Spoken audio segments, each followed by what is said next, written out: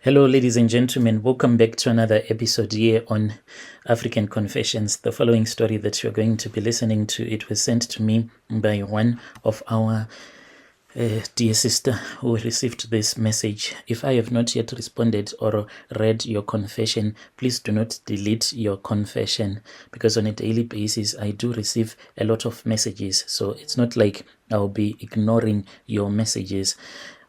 So the message that was forwarded to me, it reads like this. Hello, how are you? Can you please post my own story as anonymous? My name is Chris, not his real name. I have lived a life that I'm not even proud of. I want to confess today because this burden of my sins, it is too heavy for me to carry alone. What I have done goes beyond mere mistakes. I have chosen a path of evil, and I know that there is no peace in it. It all started when I was still back home in my country, Nigeria. I was someone that was very bright and intelligent. Then at the university where I went to, there was a lot of gangsterism that was taking place there. So I was coming from the villages, and my parents, my relatives, they were very far from where I was attending university at. So for me to find protection, I had to be involved in a student gang. So it was harmless at first, then we started to commit different crimes. When I saw that it was just too much, some of us were getting arrested. That was when I thought of fleeing the country. Years ago, that was when I first came to South Africa. Life was hard, I don't want to lie. I struggled to make ends meet, and I fell into bad company like I had done when I was still back home at university. So I was living in Johannesburg, and like many others who were desperate, I then turned to crime. There was nothing that I could do.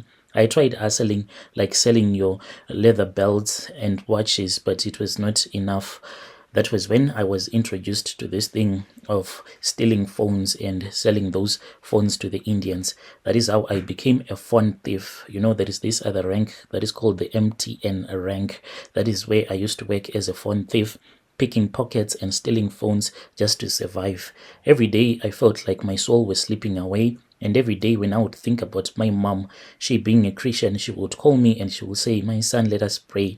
And knowing that the phone that she is even using that I had sent to her, knowing that the phone that I was using when we were talking on the phone, it was a phone that I would have stolen from someone else. I told myself that I had no other choice, but deep down I knew that I was walking the wrong path. Then one day, and this other guy, when he came to me, he told me that he had a phone that he wanted to sell to me.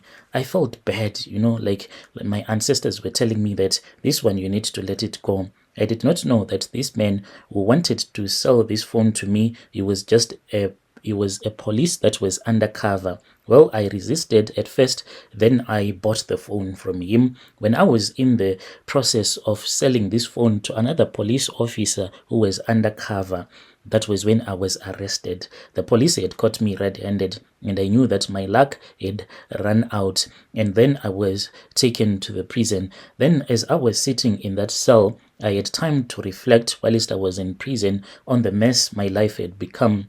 I was at rock bottom, and for the first time, I started praying to God. I told him that if he could give me another chance, I would change my ways. When I go out of jail, I started attending church. I was attending a church. This was in Soweto. Then they came this other pastor, but he was coming from another province. He was a guest pastor at the same time when I was trying to turn my life around. So when he was told by the pastor, my pastor, that I was from Nigeria, I think that was when he thought of using me. I was someone who had given his life to Christ, or at least I thought. Then that pastor asked for my phone numbers, and I gave him. This pastor took an interest in me. He said that he had seen something in me, a potential for greatness. At first I was flirted, thinking maybe God was finally answering my prayers, but soon things took a dark turn. The pastor told me that if I really wanted to experience the power of God and miracles,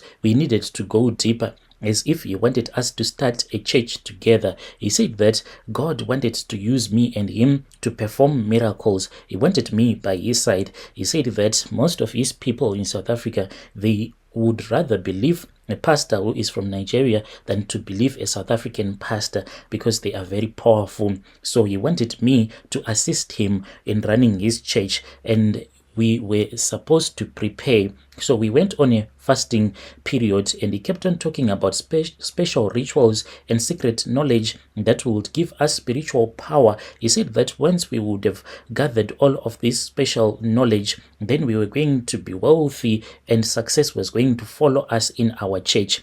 Brother Nashi, all of this, it was under the guise of God's blessings. I was young and I was desperate for a better life. So I followed him, not realizing that I was being led into something that was far from God. That was how I was introduced into the world of ritualism. It started slowly, small things that seemed harmless at first, but soon I was then introduced to an idol.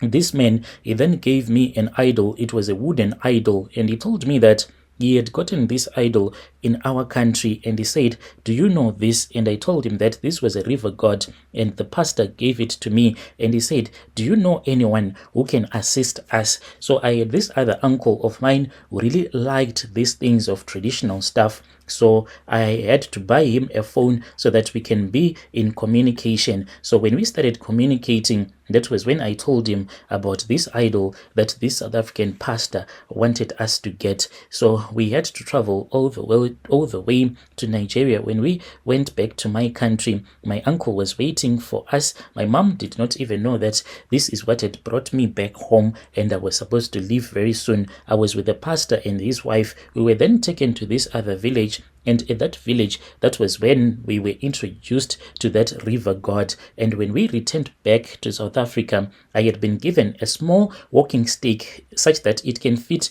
even in your pocket, as well as the pastor was given his own small walking stick. As for my walking stick, it is like an image of a god, but represented by a python, a living snake. So this snake, there are some things that it does. So this snake was the one that brought this pastor the power to perform miracles. As for me, I stopped going to church because I said, what is the purpose of me going to church when I know that I am just lying to God? I cannot keep on lying to God. So I was then told by that priest back in our country that I had to worship this python as my source of wealth. I said it is far much better to worship the devil than to pretend as if you are worshiping God.